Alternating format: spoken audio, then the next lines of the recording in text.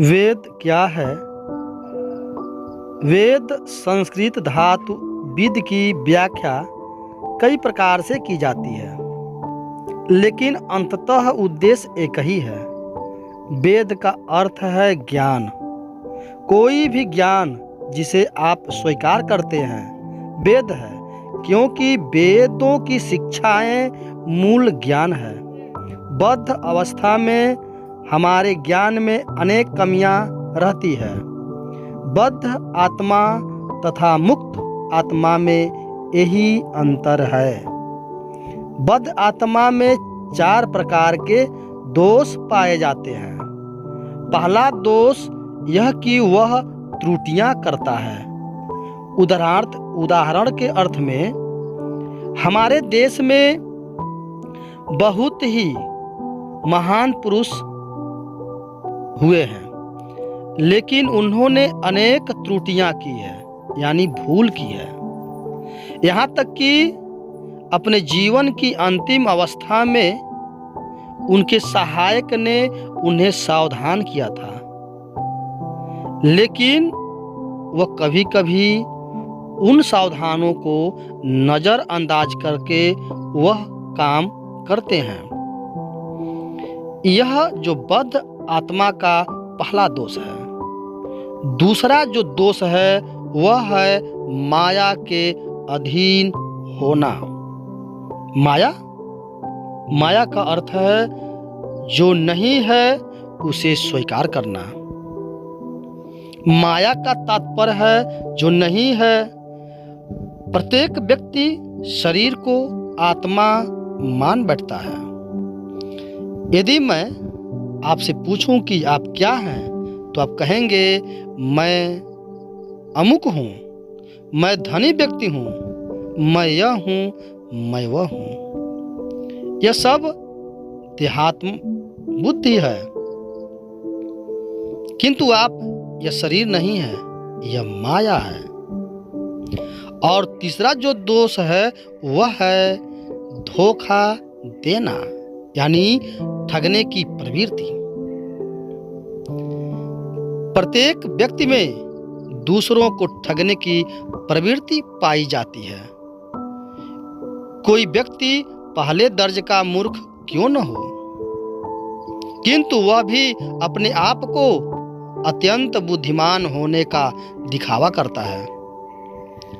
यद्यपि यह पहले कहा जा चुका है कि वह माया में रहता है और त्रुटियां करता है, लेकिन वह प्रवचन करता है, मैं सोचता हूं कि यह ऐसा है, वह ऐसा है, लेकिन उसे अपनी स्थिति का ज्ञान नहीं रहता।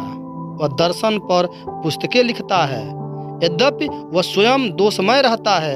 यही उसका रोग है, यही ठगी है। अंत में हमारी इंद्रियां अपूर्ण है। हमें अपनी आंखों पर बड़ा अभिमान रहता है। प्रायः लोग ललकारते हैं, क्या तुम मुझे ईश्वर के दर्शन करा सकते हो? लेकिन क्या आप लोगों के पास ईश्वर का दर्शन करने के लिए आंखें हैं? यदि आप लोगों के पास आंखें नहीं है तो आप उनके दर्शन कभी नहीं कर सकते। यदि एकाएक कमरा अंधकार से भर जाए तो आप अपने हाथों को भी नहीं देख सकते। अतएव आपके पास कहाँ है दर्शन करने की शक्ति? अतएव हम अपनी इन अपूर्ण इंद्रियों से ज्ञानमिश्र वेद प्राप्त करने की आशा नहीं कर सकते। बद्ध आत्मा में इन दोषों के होते हुए हम किसी को पूर्ण ज्ञान प्रदान नहीं कर सकते, न ही हम स्वयं पूर्ण हैं। अतएव हम वेदों के यथारूप में स्वीकार करते हैं। आप वेदों को हिंदू कहते हैं, लेकिन हिंदू नाम विदेशी है। हम हिंदू नहीं, हमारी असली पहचान वर्णाश्रम है। वर्णाश्रम वेदों के उन अनुयायियों का सूचक है जो लोग समाज में वर्ण तथा आश्रम में 8 विभागों को मानते हैं। समाज के 4 विभाग वर्ण हैं और आध्यात्मिक जीवन के भी 4 विभाग आश्रम है। यही वर्णाश्रम कहलाता है। भगवत गीता में कहा गया है, ये विभाग सर्वत्र पाए जाते हैं क्योंकि ये ईश्वर द्वारा सृजित है। समाज के विभाग है ब्राह्मण, क्षत्रिय, वैश्य तथा शूद्र।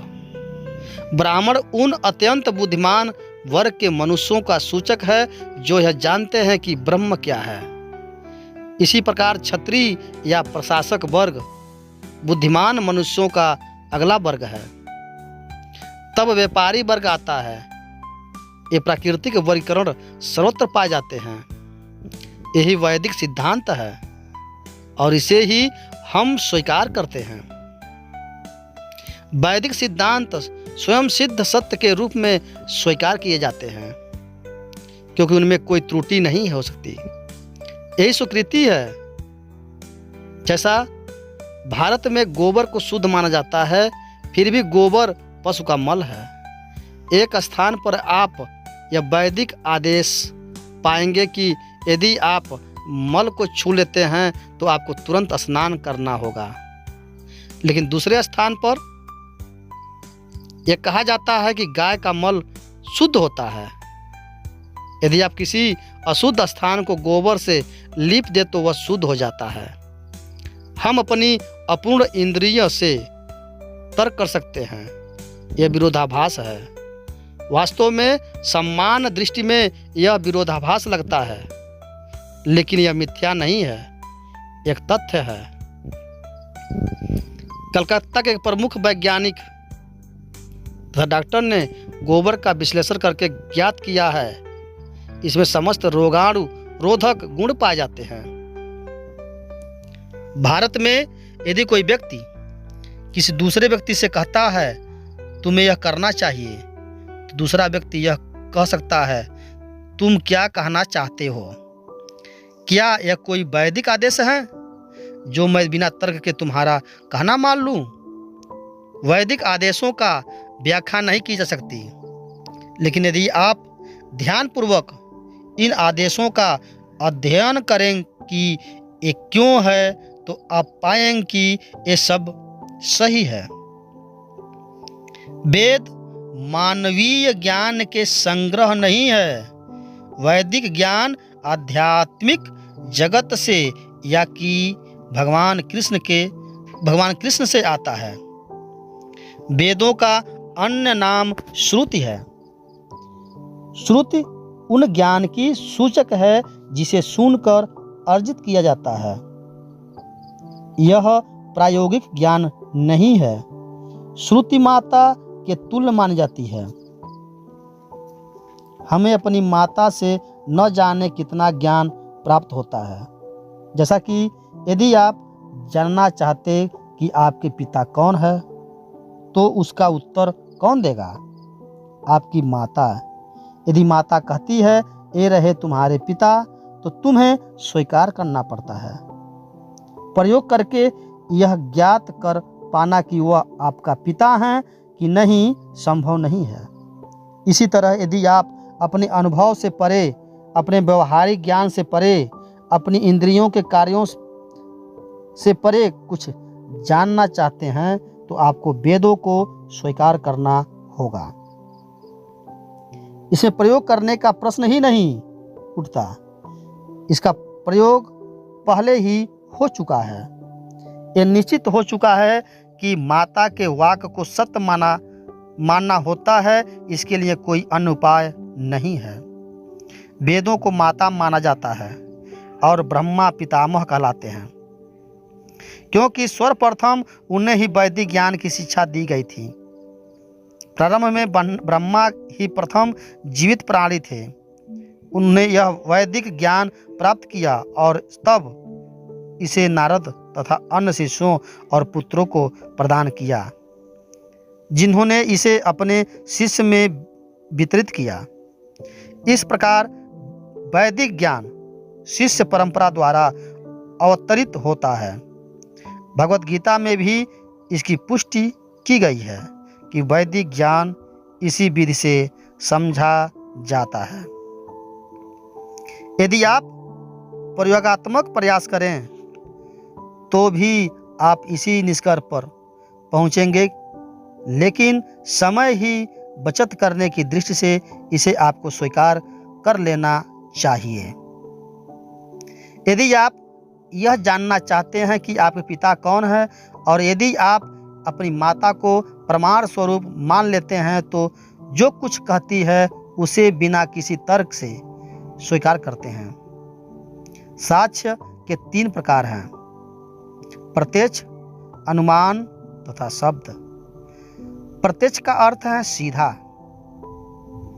प्रत्यक्ष प्रमाण कभी अत्यम उत्तम नहीं होता, यानी अति उत्तम नहीं होता, क्योंकि हमारी इंद्रियां पूर्ण नहीं है।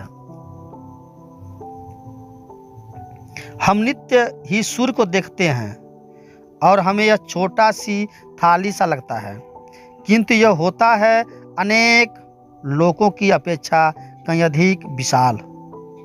तो ऐसे दिखना किस काम का है?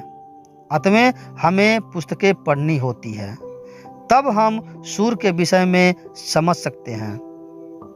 अतः प्रत्यक्ष अनुभव पूर्ण नहीं होता।